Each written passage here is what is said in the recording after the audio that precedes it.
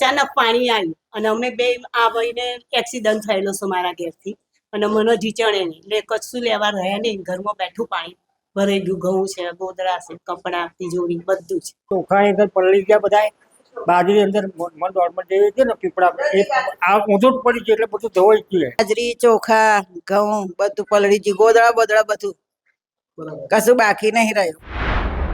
જ્યાં જ્યાં નજર કરો ત્યાં ત્યાં પાણી જ પાણી.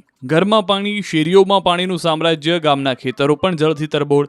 પાણી એવી તબાહી મચાવી કે ભેંસના તબેલામાં પણ પાણી ઘૂસી જતા ભેંસો પણ ડૂબી ગઈ. જળ તારાજીના દ્રશ્યો ખેડાના રસિકપુરા ગામના છે. ઉપરવાસમાંથી સાબરમતી નદીમાં પાણી છોડવામાં આવતા સાબરમતી નદી ગાંડીતુર બની. પાણી એટલું આવ્યું કે ગામ આખું ડૂબી ગયું. ગામમાં સ્થળ ત્યાં જળની સ્થિતિ છે. લોકોના ઘરમાં ગોઠણડૂબ પાણી ભરાઈ ગયા છે.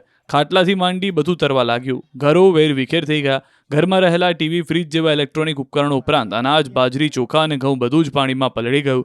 જોકે આજુબાજુના યુવકોએ મદદ કરી અને લોકોને પોતાના મકાનની છત ઉપર જમવાનું બનાવવું પડ્યું અને કપાસના પાકને વ્યાપક નુકસાન પણ પહોંચ્યું હતું. ખેડૂતોનું કહેવું છે કે 1 વીઘા દીઠ 20,000 થી 25,000 રૂપિયાનું ખર્ચે ખેતી કામ કરવામાં આવી રહ્યું છે, પરંતુ પૂરના કારણે આખો પાક બરબાદ થઈ ગયો. આગળના સમયમાં પણ પાણી ભરાયેલા રહેવાના કારણે જમીન બગડવાની શક્યતા છે.